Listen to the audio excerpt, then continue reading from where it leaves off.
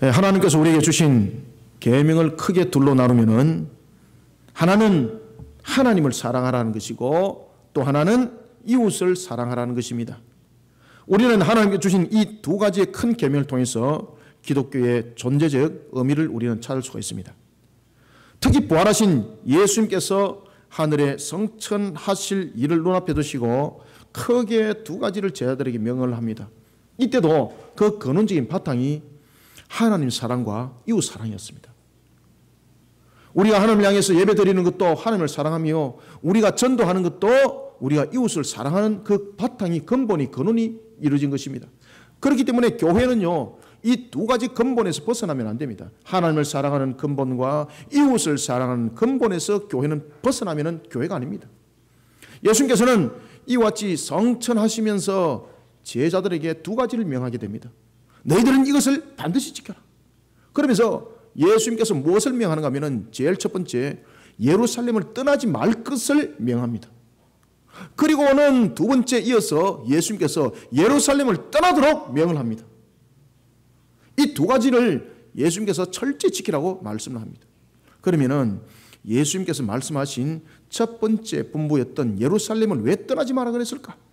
이것은 중요한 이유가 있었기 때문입니다.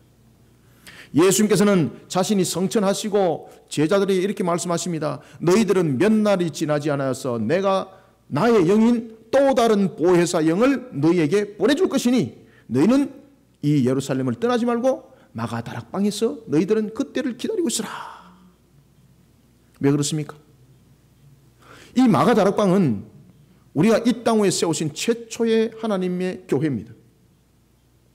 하나님은 교회의 형틀, 예수 그리스도의 모형을 방주와 그리고 성막과 성전과 교회를 통해서 그 모습을 비춰주고 있었고 보여주고 있었고 말씀하고 있었습니다. 그래서 창세기 6장에 보면은 방주를 통해서 노아의 8가족에 관한 구원을 말씀하셨고 그리고 또한 성막과 성전을 통해서 하나님의 택한 백성과 그리고 그리하지 못한 자들이 구별을 어떻게 이루어지는가 성전을 통해서 말씀하셨고 그리고 난 뒤에 예수님께서 십자가를 통하여 완성하셨던 그 모든 구원을 교회를 통해서 이루어갈 것을 말씀하셨던 것이 바로 예루살렘에 너희들이 몇 날이 지나지 않아 내가 너희들에게 보혜사 영을 보내줄 것이니 라고 말씀하셨던 것은 그런 이유가 있었기 때문입니다. 그러니 교회는 또한 그 기능적인 측면에서 그리고 교회는 그 성격적인 측면에서 사람의 능력으로 시설로서 말하는 것이 아니라 제일 먼저 교회의 첫 번째 조건은 하나님이 함께하는 곳이 되어야 되는 것입니다. 그래서 예수님께서 예루살렘에 머물러라. 몇 날이 지나지 않아서 내가 또 다른 보혜사 영을 너희들에게 보내줄 것이라 라는 것은 예수님이 제자들에게 교회에 다시 말하면 구원의 방주로서의 종말이 오는 그날까지 나아갈 교회들의 기능과 역할들이 무엇인가라는 것을 설명하고 있습니다. 그 속에 교회의 성격을 구별해서 말씀하시기를 교회라는 것은 하나님이 연합한 모습이 교회다. 그렇기 때문에 예루살렘을 떠나지 마라 그러는 거예요. 그런데 두 번째는 예수님께서 예루살렘을 떠나라 그럽니다. 이것은 뭔가 하면 교회의 두 번째 기능을 가지고 있기 때문입니다. 첫 번째는 교회는 모습과 기능은 하나님과 연합이 이루어져야 되는 것입니다. 뿐만 아니라 이제는 두 번째는 예수님께서 예루살렘을 떠나라고 말합니다. 왜 떠나라고 말하는가 하면 이것이 교회의 두 번째 기능을 말하고 있었던 겁니다. 그러면서 예수님께서 말씀하시기를 네 가지를 명합니다. 첫 번째는 너희들이 유대와 사마리아와 땅까지 그 모든 것을 이루기 전에 먼저 예루살렘을 향해서 너희들은 복음의 증인이 되어라. 그러니 너희들이 사는 고을. 그 다음에 두 번째는 민족 복음을 위해서 너희들은 떠나는 자들이 되어라. 그 다음에 세 번째는 소외된 사마리아와 같은 곳, 다문화권, 이런 곳을 향해서 소외된 지역을 향해서 너희들은 떠나는 자들이 되어라. 그리고 또한 네 번째는 땅끝까지 너희들은 떠나는 걸음을 통해서 주님의 나라를 확장하여 하나님의 택한 백성을 불러 모아 새하늘과 새 땅의 장막을 열어라. 이 사명을 감당하는 것이 교회의 기능과 역할이라는 것입니다. 방주로서만이 우리의 역할이라는 것을 말할 때에 그저 갇혀 있는 것만을 말하는 것이 아니라 하나님의 택한 백성을 불러 모으는 기능도 교회가 함께 해야 된다는 것입니다. 그렇기 때문에 예수님께서 두 가지를 크게 명했던 것은 첫 번째는 예루살렘에 머물러라라는 것이었고 그리고 두 번째는 예루살렘을 떠나라는 것이었습니다. 사랑하는 성도 여러분, 모습 속에서 우리는 발견할 수 있는 것은 예루살렘에 머물러라는 것과 그리고 예루살렘을 떠나라는 것 속에서 공통적으로 나타나고 있는 상황이 뭔가 하면은 교회를 세우는 일을 하라는 이야기입니다. 그리고 교회를 세우는 일을 통해서 바른 교회를 세우라는 것이었고, 그런 바른 교회를 세우기 위해서는 우리에게 필수적인 것이 뭔가 하면은 예수님과 연합, 하나님과 연합을 하는 교회가 되어야 된다는 것입니다. 사랑하는 성도 여러분, 예수님께서 이 땅에 세우신 최초의 교회였던 마가다락방에서 성령의 강력한 역사함이 일어났을 때에 그때의 그 사건을 우리는 오순절 마가다락방 사건이라고 우리는 말을 하고 있습니다. 성령의 충만함으로 인하여서 그 성령의 충만함을 받았던 베드로에게 하나님께서 일으킨 역사가 나타납니다. 오순절 마가다락방에서 성령의 충만함의 역사를 받았던 베드로가 무리들에게 설교를 합니다. 구원에 관한 설교를 합니다. 십자가의 구원에 관한 설교를 합니다. 놀랄 사실은 말입니다. 3,000이 넘는 사람들이 회개하고 돌아오더라는 것입니다. 사랑하는 성도 여러분, 예수님께서 제자들로 하여금 교회를 세우도록 분부하신 이유가 무엇 때문입니까? 그 이유는 장차 있을 바로 종말의 대환란의 때를 피할 방주의 역할로서의 교회를, 그리고 그러한 교회를 세우도록 제자들에게 명했던 것입니다. 창세기 6장에도 여러분 보시면은 홍수 심판을 하나님께서 면하도록 노아에게 두 가지를 명하십니다. 120년이라는 기간을 통해서 하나님께서는 하나님의 진노의 심판을 세상을 향해서 알리도록 하였고, 그리고 또한 이 120년을 통해서 두 번째는 노아로 하여금 홍수의 심판을 면할 때를 견딜 방주를 만들도록 합니다. 이때에 방주를 지을 때도 마찬가지입니다만은 방주를 지을 때도 마찬가지였고, 그 다음에 시내산에서 하나님께서 모세를 통해서 성막과 그리고 솔로몬을 통해서 성전을 지을 때도 기가 막힌 것은 모든 것을 그 크기와 종류와 모양까지 모든 것을 하나님께서 지시하십니다. 이거는 전체적으로 어떤 의미를 담고 있는가 하면 모든 것이 하나님과 연합을 이루어야 된다는 것입니다. 교회의 모습은 어떤 구석구석에도 하나님과 연합을 이루지 않으면 그것은 교회의 모습이 아니라는 것입니다. 이와 같이 방주를 통해서 홍수 심판을 견디는 것도 3층을 짓고 칸을 짓고 그리고 안팎으로 역층을 바르고까지 모든 것을 크기까지 이르러서 하나님께서 지시하신 것은 하나님이 함께 하신다는 거죠. 마지막 종말 때의 교회의 모습이 그러합니다. 하나님께서 함께하는 교회가 되지 않으면 그것은 물샘 방주가 되어서 결국은 침몰할 수밖에 없습니다. 하나님과 함께하는 방주는 어땠습니까? 그 홍수의 심판을 하나님께서 은혜로 그냥 확 덮어버린 거예요.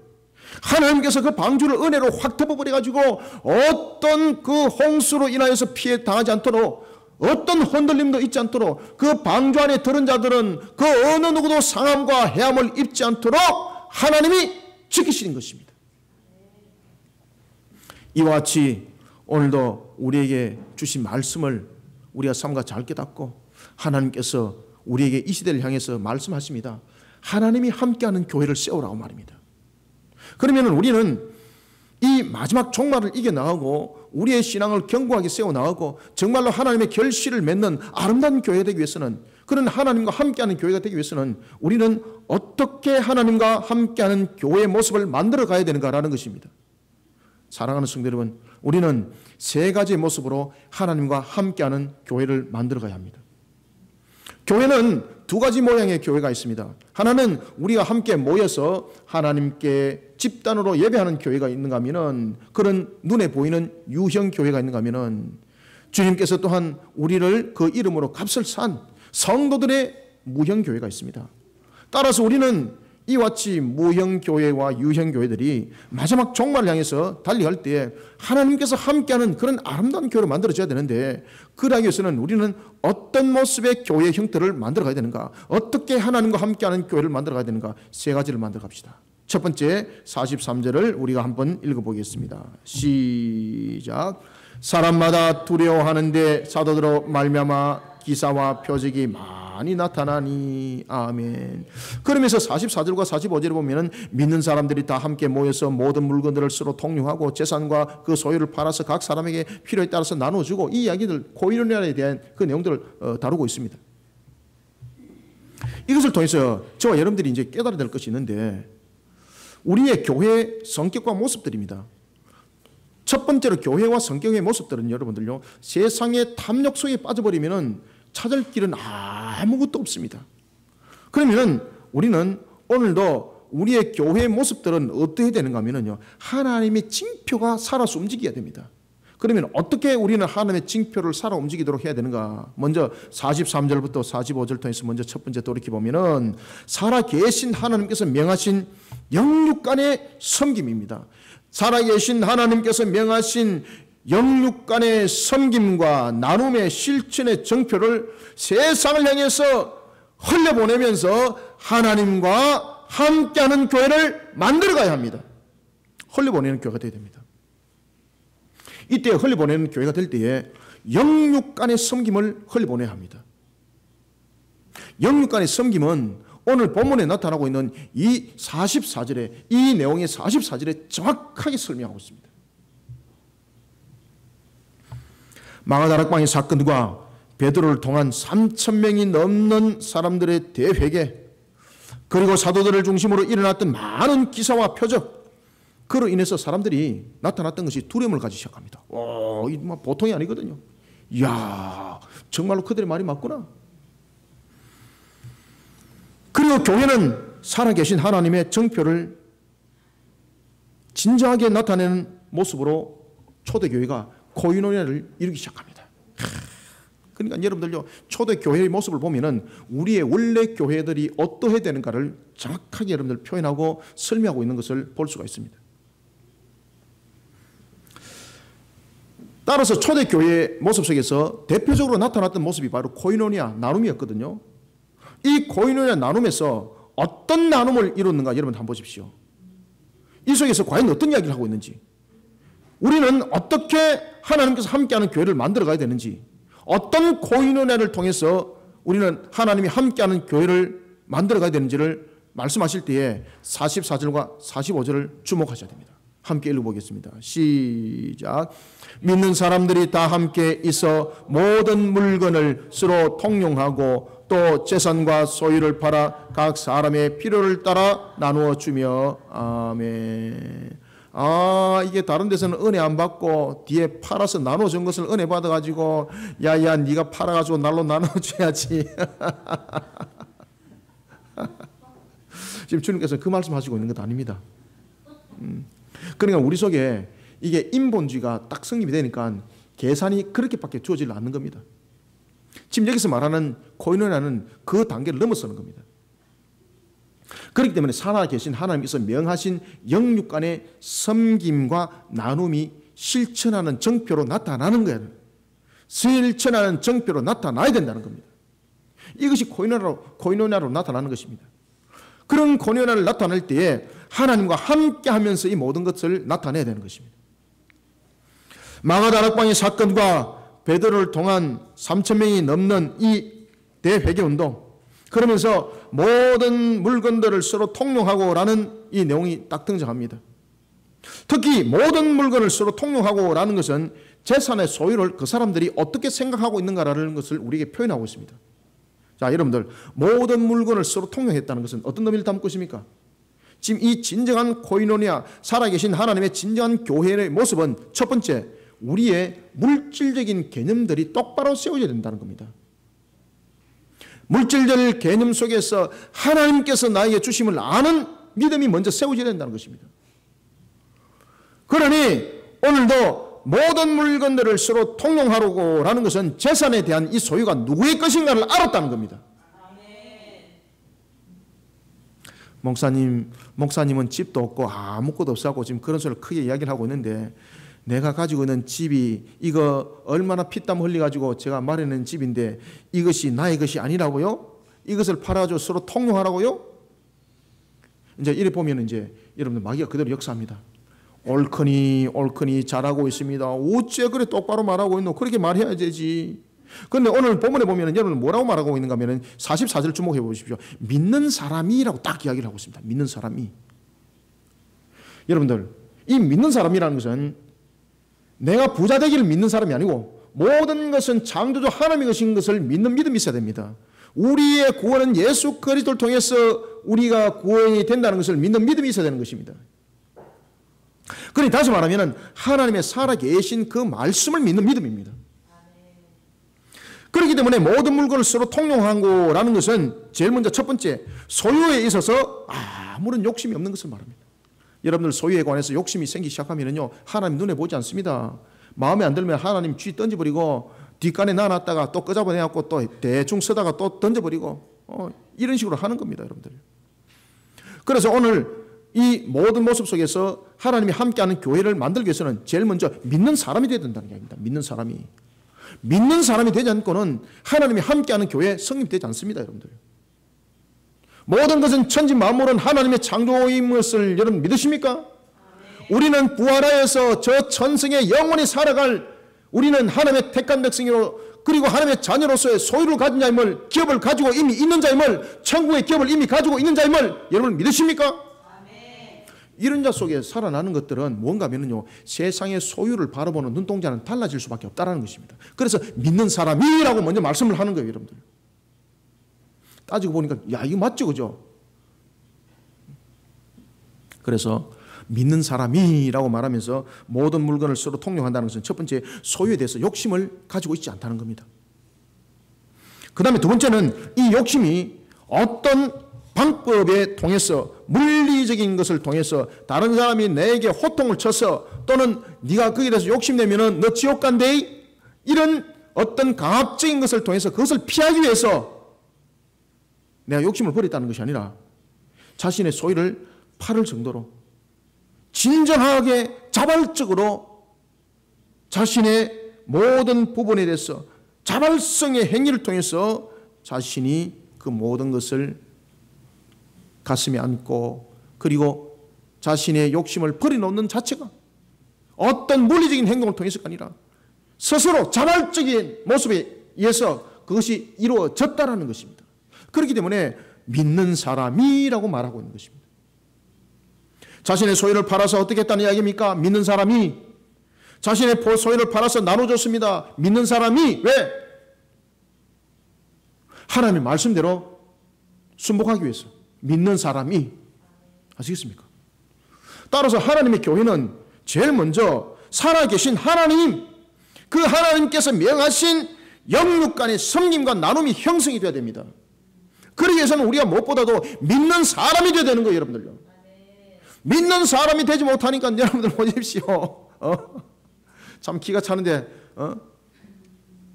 2단이고 3단이고 4단이고 구분도 없이 그저 밥 한 그릇 준다 그러면 날라다니고 물건 하나 준다 그러면 그 받으면 그냥 막 머리에 띠를 두르고 가고.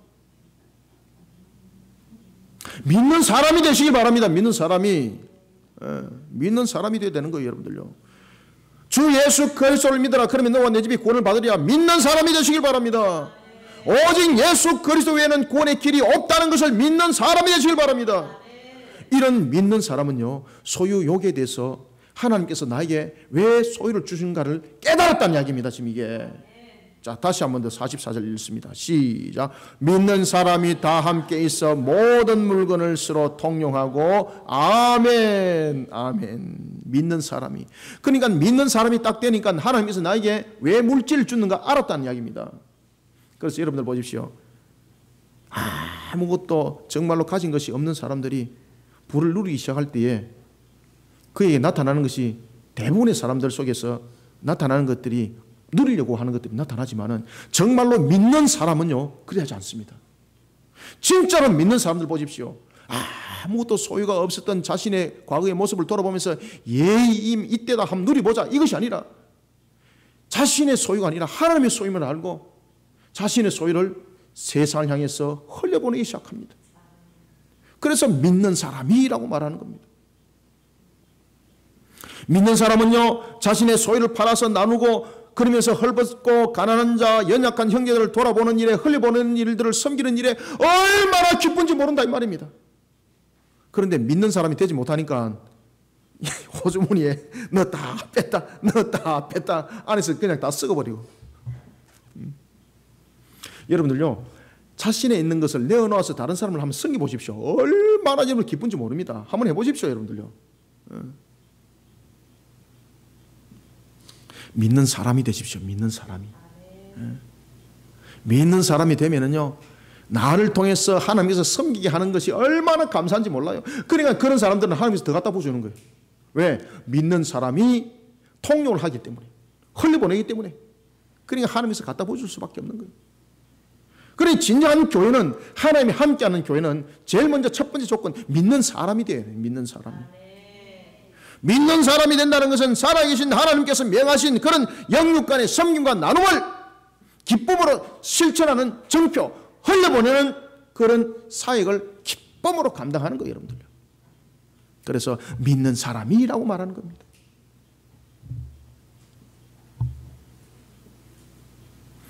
예수님께서 십자가에서 우리의 죄를 대속할 그 값으로 피를 흘리시기 전날이었습니다. 예수님께서 마가다락방에서 가르칩니다. 믿는 사람이 이렇게 하라고. 무엇을 가르쳤습니까? 바로 흘려보내는 것, 섬김과 믿는 사람이 교회의 본질적인 모습이 무엇인가를 제자들에게 가르쳐주면서 예수님께서는 종의 모습으로 제자들의 발을 씻깁니다. 제자들이 깜짝 놀랍니다. 왜 그런가 하면요, 그 당시에 이 유대 사회 속에서 이 발을 씻기는 것은 종들이 하는 짓이었습니다. 종들이 상전을 발을 씻기든지 귀한 손님이 그 집에 왔을 때 발을 씻기는 그 역할을 하는데 예수님이 그 일을 하는 거예요. 그러니까 제자들이요, 주님이여 일하지 마옵소서, 일하지 마옵소서 라고 말하니까 예수님께서 뭐라고 말씀하십니까? 요한복음 13장 14절과 15절 통해서 이렇게 말씀하십니다. 내가 이와 같이 섬기는 것처럼 너희들도 이와 같이 하여라. 이것이 교회의 모습이니라. 아시겠습니까? 그러면서 예수님께서 성천하시기 전에 십자가에서 부활하셔가지고 40일 동안 같이 제자들과 함께 지내다가 성천하실 때에 뭐라고 말씀하십니까? 너희들은 예루살렘에 머물러라. 그리고 예루살렘을 떠나라. 그런 제자들에게 예수님께서 말씀하신 것이 있습니다. 십자가에 달리시기 전에, 우리의 대속의 제물로 자신의 피를 쏟기 전에 예수님께서 말씀하시기를 너희들은 앞으로 이와 같은 교회의 모습이 될 것이니 너희들이 사역과 모든 모습들은 제일 필요한 것은 종의 자세로서 세상을 향하여서 섬김에 있어서 믿는 자가 되어라는 것입니다. 먼저 믿는 자가 되어서 너희들은 이와 같이 섬기는 자가 되어라. 그러니 예수께서 말씀하십니다. 내가 이와 같이 행하는 것을 내가 너희들을 씻어준 것과 같이 너희들도 이와 같이 본을 받아 똑같이 하도록 하리라. 내가 너희들에게 본을 보여주었노라. 예수님께서 너희들이 그렇게 한번 해볼래? 너희들이 그렇게 하는 것이 아마 좋을 거야. 너희들 신상이 좋을 거야. 이런 것이 아니라 반드시 그와 같이 하라고 의무로 못을 박았습니다. 예수님께서. 본을 보였다는 것은 그대로 하라 이 말입니다. 어떤 자세로? 종의 자세로 하라는 게 아닙니다. 종의 자세. 종은 자신의 것이 아니라는 겁니다. 믿는 사람이 모든 것은 왕이신 하나님의 것임을 믿는 사람들이 종의 자세를 가지고 이와 같이 낮은 자세로 섬김에 있어서 흘려보내는 모습들이 될 때에 나의 소유가 세상을 향해서 흘러가는 것이 얼마나 기쁜지 모른다 이 말입니다. 초대교회가 그렇게 해서 코이노니아를 이룬 것입니다. 예수님께서는 제자들에게 발을 씻기기 그 모습을 통해서 너희들도 이와 같이 하리라 라고 말하면서 진정한 교회의 모습을 담고 있었습니다. 여러분, 봉사와 섬김은 성도들에게 주어진 의무입니다. 주님께서는 하나님의 영광과 그 형제들의 유익을 위해서 봉사와 섬김을 꼭 하라고 말씀하셨습니다. 그리고 그 본을 보여줬습니다. 어떤 위치에서? 낮고 천한 종의 자세에서. 종은 여러분들 주장할 것이 없어요. 종은 자신의 재산을 주장할 것이 없어요. 다시 말하면 모든 믿는 사람이라는 것은 자신의 소유가 많이 있었음에도 불구하고 이 소유가 누구의 것이라는 것을 인정하고 있던 바로 하나님의 것이라는 것을 인정하고 있는 자. 그런 자가 사람들과 함께 통용을 할 수가 있습니다. 천한 종의 자세로까지 낮아지면서 섬김과 봉사를 가르치고 있습니다. 자신을 자랑 삼는 마음이 아니라 오직 우리가 맡겨진 이 부분에 대해서 충성을 다하는 자가 되어야 된다는 것.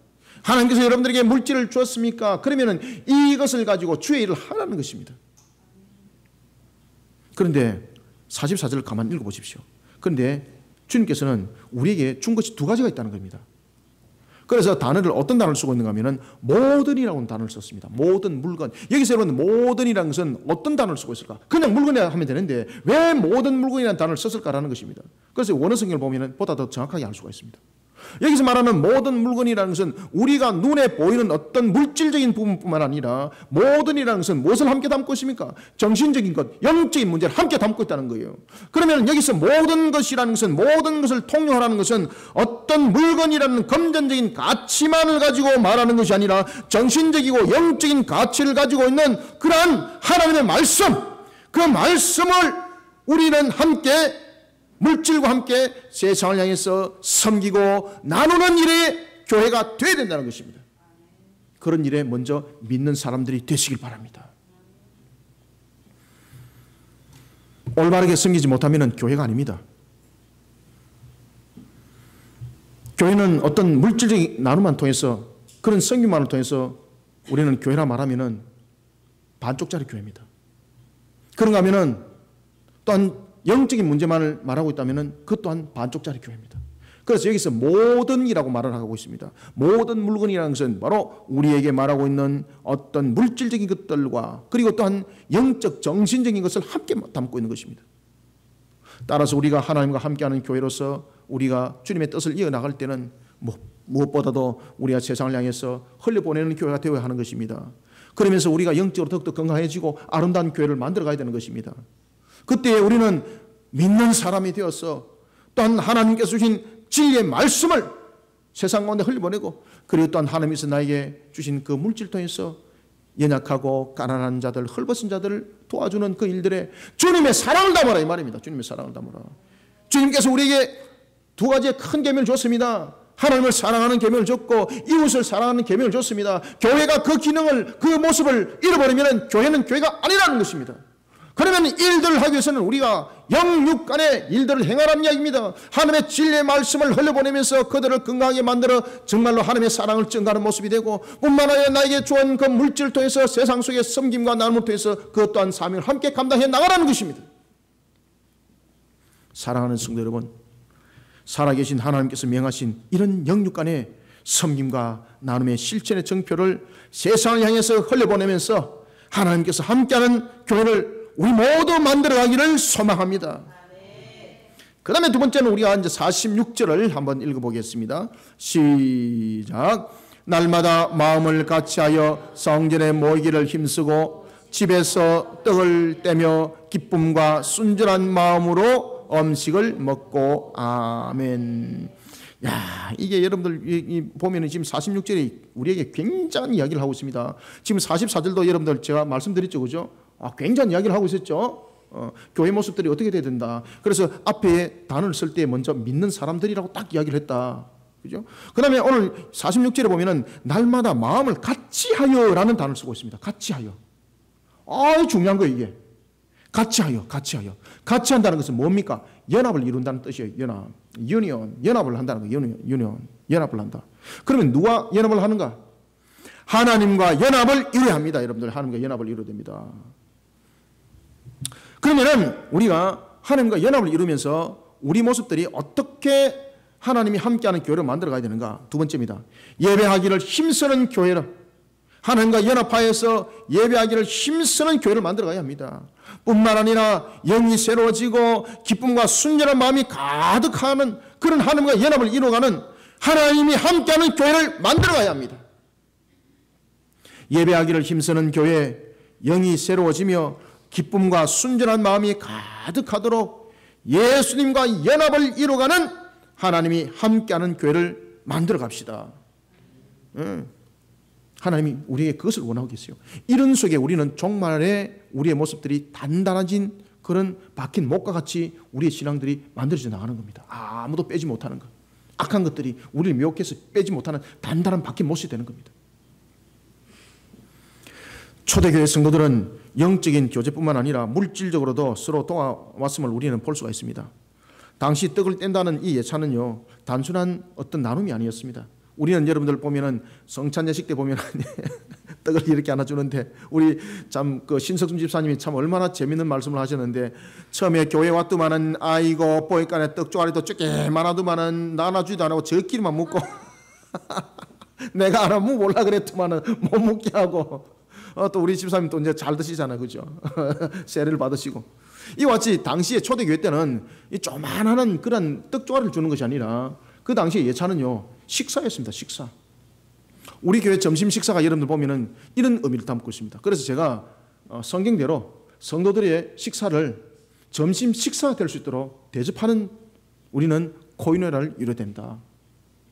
우리 교회가 비록 여러 가지 부분에서 어려움들은 있지만은 그럼에도 불구하고 식사의 부분에 대해서 우리가 항상 섬기는 교회가 된다. 주님의 정신, 주님께서 우리에게 주신 그 교회 기능을 우리는 바로 살려야 한다. 우리는. 그러면 목사님 교회가 이제 커지고 더 수가 많아지면은 이제 안에 내용물들을 줄어들겠네요. 그렇지 않습니다. 제가 가지고 있는 기본적인 개념들이 뭔가를 여러분들 잘 아시지 않습니까? 교회는 여러분들 교회가 되어야 됩니다. 교회는 교회가 되지 않으면은 단체가 됩니다. 단체가 되면은 교회는 끝난 겁니다.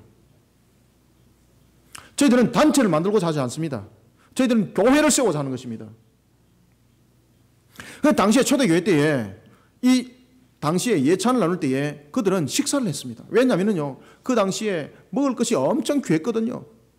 그 당시에 교인들 가운데서는 상전과 같은 주인도 있었고 권력을 가진 자도 있었지만 대부분 다 종들이었습니다. 먹을 것이 걱정이 되고 삶을 어떻게 살아가야 될지를 걱정을 하는 그런 종들이었습니다. 그러면 그들이 이 예배를 드리러 왔는데 이 예배 속에서 그 먹을 시간과 때를 넘겨버리면 그들은 그날 종일 굶어야 되는 거예요. 그래서 당시 초대교회에서는 그 예찬을 나눌 때에 가난한 자들을 위해서 마음껏 먹을 수 있도록 그 자리를 마련했던 것입니다. 그때에 44절에 보면 그들은 모든 물건들을 서로 통용했다라고 말하고 있습니다. 주님의 은혜가 녹아져서 주님과 함께 연합을 이룬 성도들은 누가 시켜서가 아니라 자진하여서 가난한 지체를 도왔다는 것을 볼 수가 있습니다. 그리고 이들의 도움의 손길은 한순간에 그치질 않았습니다. 45절에 나타나고 있는 재산과 소유를 팔았다는 그 부분에 대해서 팔았다는 이 동사는요, 단회성을 나타내고 있는 완료형이 아니라 미완료형을 쓰고 있는 지속성을 말하고 있었다는 것입니다. 그러면은 자신이 팔았다는 부분에 대해서 팔아서 없어진 것이 아니라 하나님께서 또 채워주셨다는 이야기죠. 그리고 또 팔았는데 또 하나님이 채워주셨다는 것을 함께 말하고 있습니다. 여기서 팔았으라는 것은. 그래서 미완료형을 쓰고 있는 겁니다. 팔았는데 또 있었다는 이야기예요. 누가 채워줬다는 이야기입니까? 그렇죠. 이런 아름다움의 섬김의 흐름의 모습 속에서 주님의 값을 다하는 그들을 향해서 하나님이 또한 채워줬다는 이야기입니다. 그래서 미완료형 동사를 쓰지, 미완료형 동사를 통해서 우리에게 신앙 가운데 이것을 보라는 이야기입니다. 재산과 소유를 팔아 도움의 손길을 지속적으로 이루어나갔다는 이야기죠. 이것이 사람의 뜻으로는 불가능하다 이 말입니다. 이게 사람의 뜻으로는, 사람의 모습으로는 불가능하다 이 말입니다. 어떻게 했기 때문에 그들이 그런 역사가 일어났는가? 하나님과 연합을 이뤘다는 겁니다. 예수님과 연합을 이루는 이런 일들이 일어났더라는 것입니다. 이렇게 예수님과 연합을 이루면서 자신이 팔아서 섬겼는데 또 섬기게 만들고 또 섬기게 만들고, 그러면서 그렇게 섬기면서 기쁨이 충만하더라는 것입니다. 누구와 연합했기 때문에? 그렇죠. 하나님과 연합, 예수님과 연합했기 때문에. 예수님과 연합을 이룬 자들은 참 교회의 모습입니다. 예수님과 연합을 이룬 교회는 참 모습의 교회를 가지고 있습니다. 우리가 초대교회로 돌아가자는 것은 이런 모습입니다. 초대교회도 여러분 싸움 많이 했습니다. 초대교회 모습으로 돌아갈 때에 분탕질하고 싸움하는 그 초대교회 모습으로 돌아가면 큰일 납니다. 여러분들. 분탕질하는 모습이 아니라 이 초대교회 모습은 바로 본질적인 참교회로 돌아가는 것입니다. 그래서 우리는 참교회 돌아가는 것이 자기가 팔아가지고 남들 구제하고 이거 수준이 아닙니다. 오늘도 여러분 보십시오. 정말로 예수님과 연합을 이루고 하나님과 연합을 이뤘던 그들 모습 속에서 주님의 이름으로 그 값으로서 모든 것을 행하니까 그 흐르는 모습이 하나님께서 또 채워주시고 또 흐르는 모습 속에서 하나님께서 또 채워주시고 그러면서 기쁨이 차고로 넘쳤던 것입니다. 이것이 여러분 교회의 모습입니다. 초대교회 성도들이 예수님과 연합을 이룬 참된 그런 모습 속에 그들은 나눔으로서만 끝났는가? 영적 교제 속에도 이러한 것이 함께 있더라는 것입니다. 그래서 성경은 이렇게 말합니다. 46절에 보면은 마음을 같이하여 어디에 모기는 힘쓰고 그럼요. 아멘. 아멘. 성전에 모기는 힘쓰고 이와 같이 예수님과 연합을 이룬 참된 예배가 이루어졌더라는 것입니다. 그러니까 여러분들 하나님이 감동을 해버린 거예요. 여러분들요. 하나님을 감동시키시길 바랍니다. 하나님을 감동시키시길 바랍니다. 예수님과 연합을 이룬 참예배 그 모습을 기쁨과 사랑의 삶으로 나타났습니다. 이러한 영향력 속에 그들은 자라났고 그러한 속에 가정의 생활과 그 모든 모습 속에 평강과 그리고 샬롬이 아름다운 모습으로 일어나더라는 것입니다. 그러면서 그들이 더욱더 이웃을 섬기고 헐벗은 자들을 더욱더 보살피고 정말로 그렇게 나갔는데 하나님께서 부족함이 없도록 오히려 채워 나가셨다는 것입니다. 사랑하는 성도 여러분, 예수님과 연합을 이룬 초대교회의 성도들의 모습은 자기들끼리만 모여서 코이노니아 나눔이 아니었습니다. 자기들끼리만 모여서 예배가 아니었습니다. 그들은 당시 로마 지배하에 헐벗고 굶주리고 그리고 떨고 있던 이웃들을 그냥 보고 스쳐 지나가지 않았습니다. 그들은 이웃을 향하여 예수님처럼 손을 내밀었습니다. 그들은 이웃을 구제했습니다. 선하고 아름다운 사업에 힘을 썼습니다. 초대교회 성도들은 주일만 이런 일을 한 것도 아닙니다. 46절은 이렇게 말합니다. 그들은 날마다 이와 같이 했다라고. 날마다. 무엇이 있어가지고? 그들이 무슨 거부했나? 그렇게 하게? 누가 어디 물주가 생겨가지고 물주 덩을 쳐가지고 이렇게 했는가? 아니라는 거예요. 하나님께서 그들에게 날마다 부어줬다는 얘기예요. 그 사명들을 감당하도록. 그러니 여러분 하나님을 감동시키시길 바랍니다. 제가 여러분들에게 말씀드리지 않습니까? 우리 교회가 사고를 치기만 하면 하나님이 기뻐하신다고. 우리 교회가 사고를 치기만 하면 하나님께서 기뻐하셔가지고 막 그냥 채워주시는 거예요. 우리가 여러분들 1년에 한 번씩 우리가 키르기즈스탄에 우리가 선교 물품을 보내지 않습니까?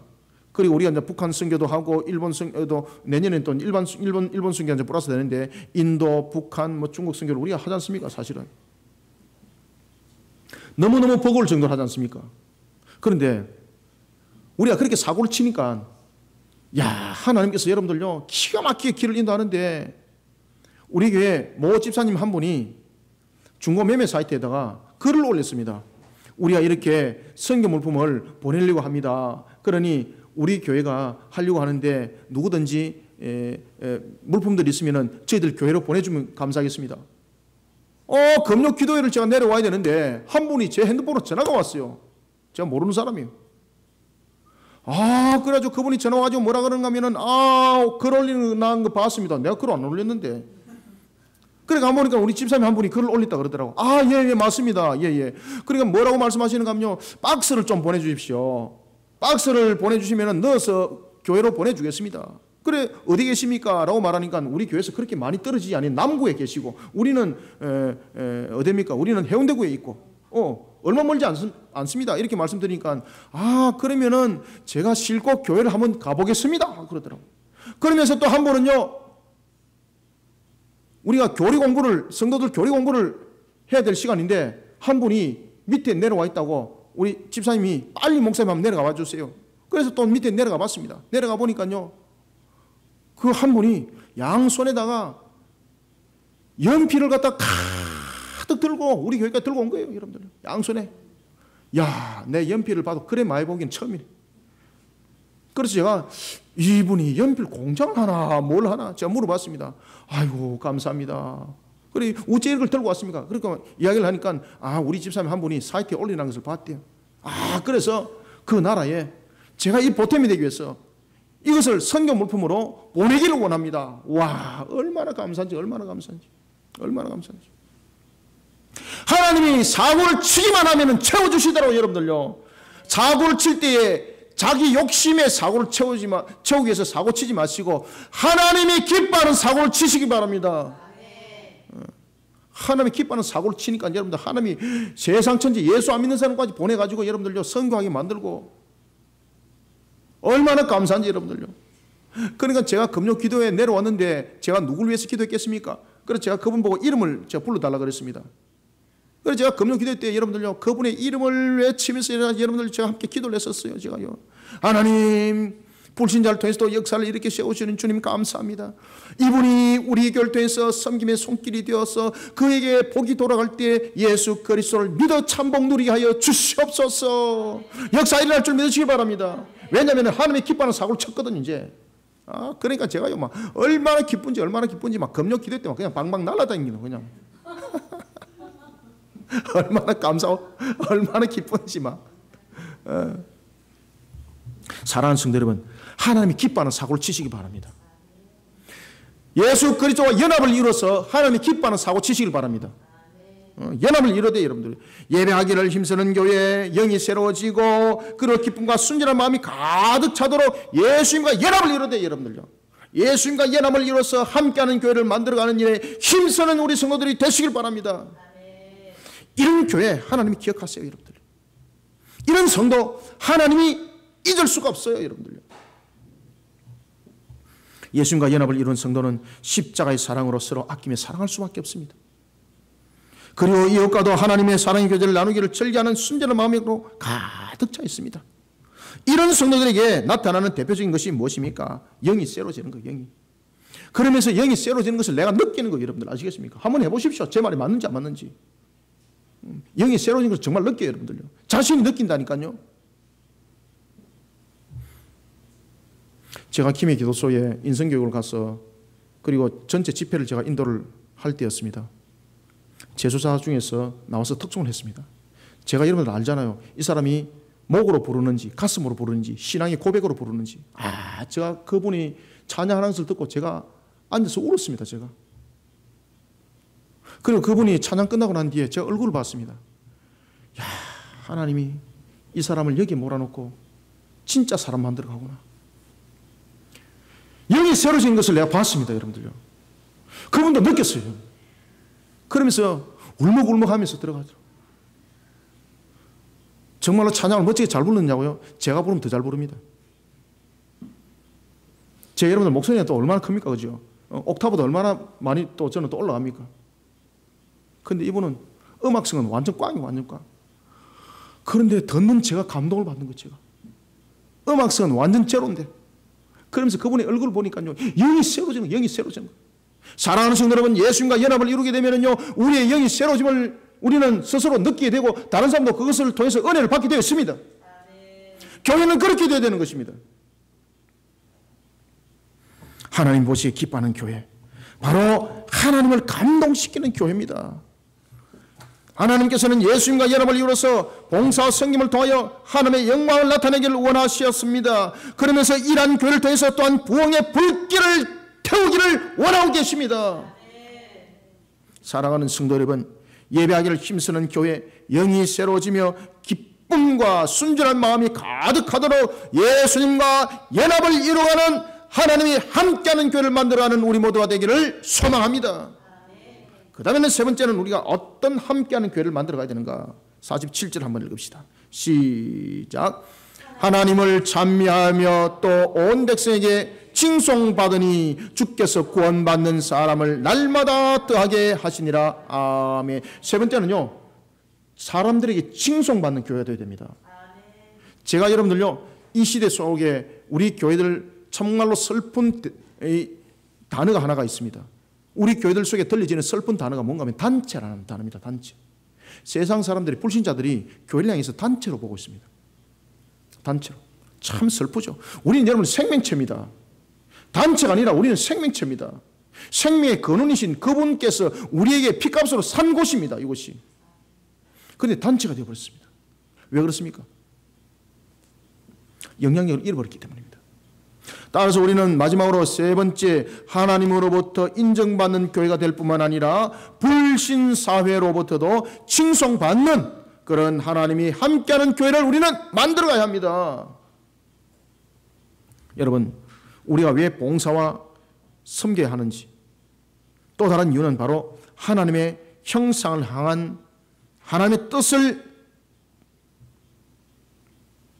전하는 것이기 때문입니다.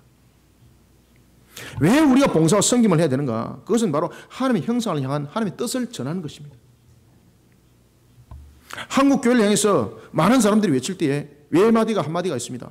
단체라는 겁니다. 그들이 보기에 교회가 더 이상 하나님의 구원의 은혜가 있는 곳이 아니라 자신들과는 상관이 없는 무익한 하나의 단체라는 겁니다. 시끄러운 단체라는 겁니다. 그러니 전도의 문은 더욱더 닫혀질 수밖에 없습니다.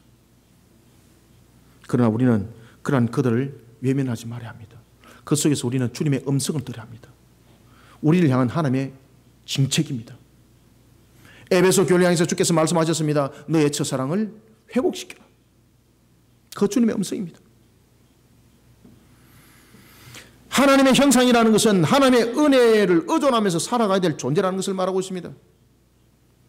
그리고 또한 하나님의 형상이라는 것은 하나님의 인격과 성품을 담아내야 된다는 것을 또 함께 말하고 있습니다. 하나님의 본질을 담아내야 됩니다. 하나님의 본질이 무엇입니까? 사랑입니다. 그러니 하나님의 형상인 우리의 삶에 하나님의 사랑이 발견되어져야 합니다. 교회가 그런 모습이 되어야 됩니다. 그렇게 계속 우리는 흘려보내야 우리 모습들이 열매로 나타나는 것입니다. 마태복음 22장 39절 보십시오. 내 이웃을 내 몸같이 사랑하라고 우리의 이웃 또한 우리와 같은 하나님의 형상이라는 것을 잊지 말고 교회가 그 사명을 감당해라고 말씀하고 있습니다. 하나님께서는 그 마음이 기뻤던 초대교회의 성도들이 어떤 모습을 담고 있었는가? 하나님께서 그 마음이 기뻤던 그 초대교회의 모습은 바로 하나님의 형상을 담고 있었습니다. 봉사와 섬김이 그 속에서 나타났던 겁니다. 우리는 먼저 여러분들 하나님께 은혜를 입은 자들입니다.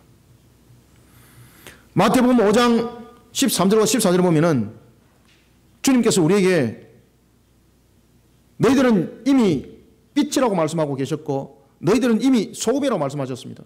빛이 되어라고 말씀하지 않으십니다. 소금이 되어라고 말씀하지 않으십니다. 이미 빛이고 이미 소금입니다. 그러면 이미 빛과 이미 소금의 역할은 무엇인가? 밝히고 맛을 내는 겁니다.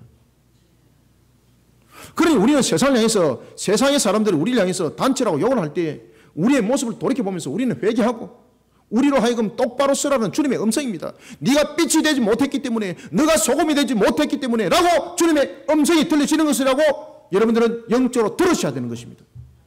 교회는 그렇게 음성을 들어야 되는 것입니다. 그런 속에 우리는 다시 한 번 더 주님 앞에 무릎 꿇고 하나님의 형상을 회복시키기 위해서 빛을 발하고 소금으로서 그 맛을 내야 되는 것입니다. 그럴 때에 세상이 탐복합니다. 교회는 불신 사회 속에서도 칭송받는 모습이 되어야 되는 것입니다.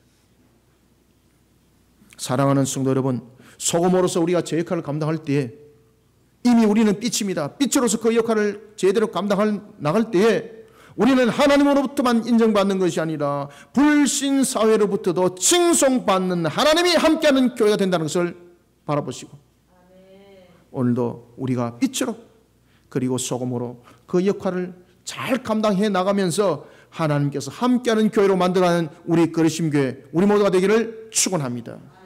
말씀을 맺겠습니다. 칼빈이 기독교 강요를 기록했습니다. 1559년에 결정판을 우리가 이제 돌이켜보면은 칼빈의 기독교 강요 제1권 그리고 제6장에 보면은 아주 재미있는 내용이 실려져 있습니다. 제가 과거에 신학교 다닐 때에 사실은 이 말씀을 제가 읽고 이 기독교 강요 이 내용들을 읽고 제가 정말로 영문관에 하나님 정말 맞군요 이러면서 정말로 내 영이 스스로 눈물을 흘리고 내 육신이 하나님 바라보면서 정말로 통한의 회개가 일어날 수밖에 없었던 내용들입니다. 그러면서 제가 과거에 전도사 때에 이 제목을 가지고 제가 오후 예배 때에 설교를 한 적이 있었습니다. 칼빈의 기독교 강요 제1권 제6장에 보면은 어떤 내용이 있는가 하면은 세 가지를 설명하는데, 하나는 안경이고, 두 번째는 실이고, 세 번째는 바로 학교라는 것을 가르쳐주고 있습니다. 하나님의 말씀은 바로 안경이고, 하나님의 말씀은 바로 실이고, 하나님의 말씀은 학교라는 거예요. 안경은 어떤 역할을 하고 있습니까? 안경은, 저도 여러분 안경 끼고 있습니다만은 보이지 않는 것을 보게 하는 역할을 하고 있습니다. 그러면 실은 어떤 역할을 감당하고 있는가? 여러분 실 그러니까 여러분 바느질 생각하죠. 그것이 아니고 이 실이라는 것은 흑암 속에 길을 잃어버리지 않는 역할을 하는 겁니다. 컴컴한 터널을 들어갔습니다. 나중에 내가 들어간 길이 어딘지 모릅니다. 그럼 나올 길도 찾을 수 없습니다. 그때에 내가 실을 꼭 쥐고 있다고 생각해 보십시오.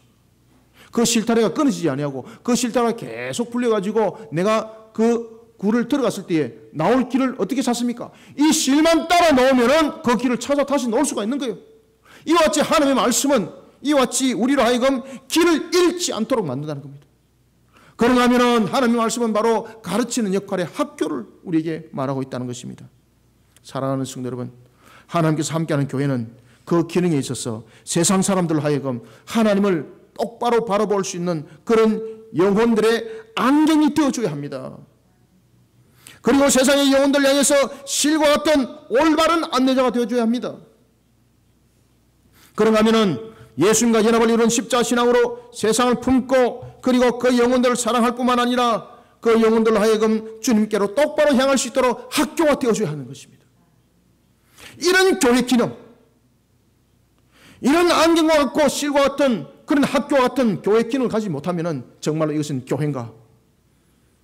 외형적으로 규모만 크고 교인들이 몇 명입니까? 예, 2만 명입니다. 교인들이 몇 명입니까? 예, 10명입니다. 이래가지고 참교회, 거짓된 교회 가리려고 잣대 대례 미는 그런 마귀의 짓 하지 말고, 정말로 우리의 교회는 안경과 같고 실과 같고 학교 같은 그런 역할을 감당하고 있는가?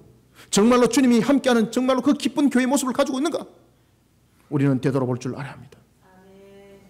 아름다운 그림을 그렸습니다. 우리 딸도 미술을 전공합니다만은 아름다운 그림을 그렸지만은 아무리 아름다운 그림을 그려도 그 아름다운 그림은 살아있는 것이 아닙니다. 교회가 그렇습니다. 아무리 화려하고 아무리 교인수가 많고 아무리 누가 그 어느 누구도 정말로 인정하지 아니할 수 없는 그런 화려한 시설을 가지고 있을지라도 교회가 교회로서의 본연의 기능을 하지 못하면 교회는 죽은 교회입니다. 그저 그림 위에 올려져 있는 화려한 색칠을 가미한 시설 좋은 교회, 그 모양만 하고 있을 뿐입니다. 교회가 되어야 합니다. 세상으로부터도 인정받는 교회가 되어야 합니다. 오늘도 예수님과 연합을 이루어서 하나님이 기뻐하는 함께하는 교회를 만들어가는 일에 사력을 다하고 힘을 다하고, 오늘도 우리의 모습을 통해서 하나님께 주신 이 말씀을 쏟아붓기를 나의 생명과 같이 여기고 달려가는 우리 모든 성도들이 되시기를 주님의 이름으로 축원합니다. 살아계신 아버지 하나님, 주님의 은혜를 감사드립니다. 오늘도 하나님께서 함께하는 교회로 우리를 이렇게 세우시고 달려가게 하심을 감사드립니다. 눈에는 보이지 않지만 살아계신 하나님께서 우리를 이끄시고 인도함을 믿습니다.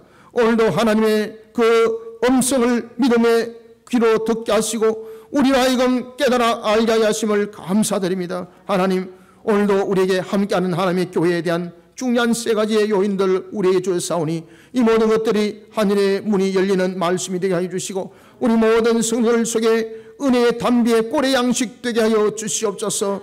우리에게 참 교회의 모습이 무엇인지를 깨달아 알고 우리가 코이노니아를 통해서도 영육 간에 주님과 함께 연합을 이루며 달려가는 우리의 모습들이 이루어지기를 원합니다. 하나님이여, 오늘도 우리 모든 모습들이 이와 같이 말씀의 근원의 바탕을 이룬 진정한 초대교회의 모습으로 하나님이 함께하는 교회로 회복되게 하여 주시옵소서. 한국교회를 회복되게 하여 주시옵소서. 이 땅에 세운 교회들이 회복되게 하여 주시옵소서. 주님이여, 일들에서 우리 그리심교회가 말씀이 살아있는 교회로서 진리의 말씀을 세상 가운데 흘려보내고 그리스도 문화를 그리고 또한 진리의 복음을 세상 가운데 흘려보낸 이 운동들이 지속성 있게 일어나게 도와주시고 이 운동들이 제2의 종교개혁과 같은 그런 하나님의 핵심의 운동이 되어 한국교회를 일깨우고 온 세계의 교회를 일깨우게 하나님이 함께하는 교회 운동이 되게 하여 주시옵소서. 오늘도 주신 말씀으로 우리 모든 성도들 은혜밖에 부족함이 없도록 하나님의 은혜 담비도 함께 부어주시길 소망하며 예수님의 이름으로 기도드립니다. 아멘.